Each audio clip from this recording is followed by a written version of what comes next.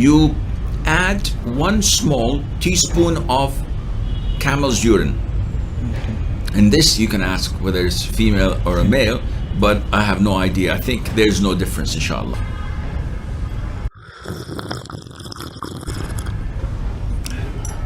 Two spoons of tea, small in the mug in the mug itself, and drink it.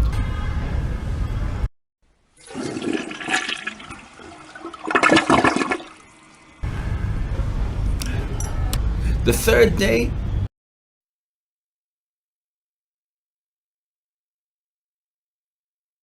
for cancer, he knows better that camel milk mixed with urine. I remember you telling me this in Kano. Yes. So, a friend of mine who was a chemistry teacher, one of the best teachers in Jeddah, I knew him for about 10, maybe 12 years. We used to teach together. I happened to bump into about 3-4 years ago. So I met the brother and he looked different. You know, now he's bearded and he looks practicing, not as before. Yeah. So I said, how are you? Have you been? It's been like 10 years I haven't seen you.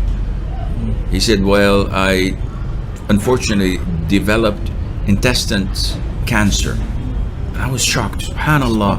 And he said that they extracted a portion of it surgically, and the doctor said that there's no hope for you. You're gone. So I was sick, I was devastated, and then I got hold of a research by a professor in Jeddah, Saudi Arabia, who teaches at the university, I think in the pharmaceutical college, I don't know what they call it, and her name is Dr. Fatin Khurshid.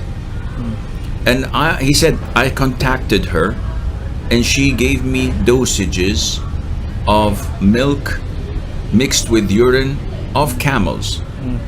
So I took this, and for about 5 months on daily basis, and then went and checked with my same doctor, who was shocked.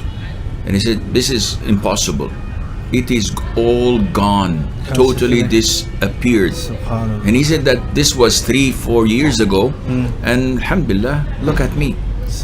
And I said, subhanallah. So I aired this story, and I got like bombarded with emails from everywhere asking me how to do that, what are the dosages. And I said, I don't know, I'm not an expert. So I had to call the brother again, and he told me about it. And it is very simple. The first 3-4 days you take a mug of camel's milk only, because this would disturb your stomach for the first couple of days until you get used to it. And the funny thing is, one of the sisters who called and asking me about it, and I said to her, for the first 4 days or so, take only a mug of camel's milk. She said, female or male? And I said, whoa, you think a bit before you speak. I said, I never knew that male camels have milk. So no, so I'm sorry, my bad. So it happens. It's the old joke of what the cows drink, and everyone says milk. You know. Yes. So then, after the 3rd or 4th day, you add 1 small teaspoon of camel's urine. And this you can ask whether it's female or a male, but I have no idea. I think there's no difference, inshallah. The 2nd day, you add 2 spoons of tea, small in the mug in the mug itself, and drink it. The 3rd day, you add 3 small spoons of tea, of urine in it, and that is it. Continue on this 3 spoons to the rest of the time. So it's just very little.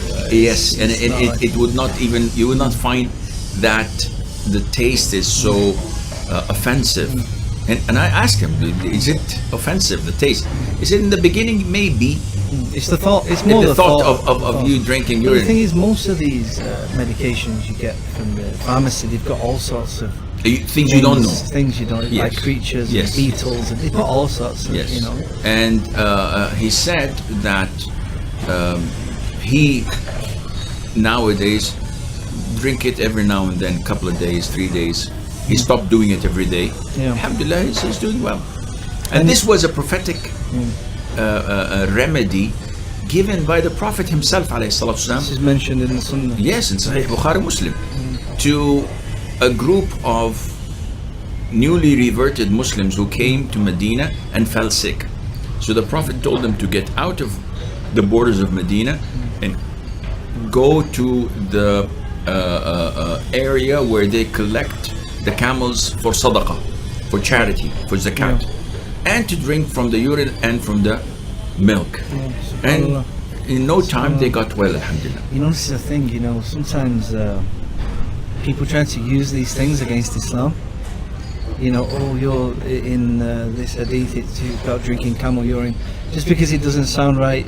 By to the their way, good if you go to India, Yeah. where the population is almost 1 billion, Yeah. it is a normal practice to add cow's urine to their food, not to their medicine, to their food as a delicacy, and some get treated with it, some wash with it.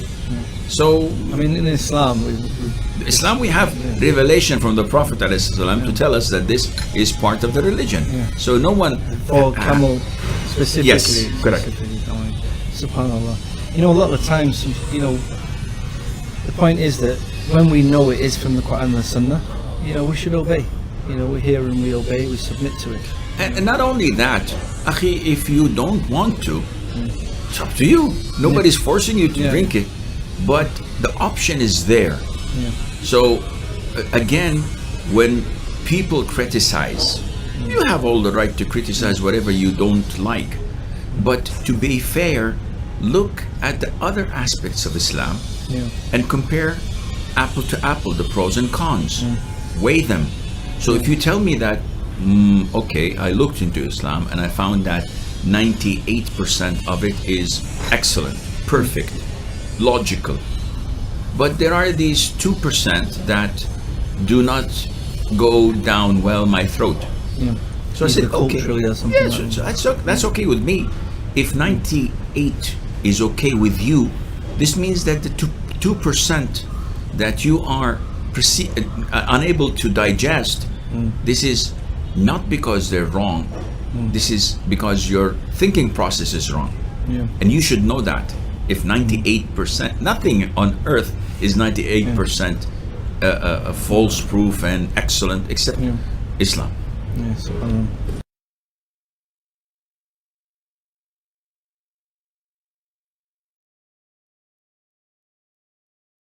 Think a bit before you speak.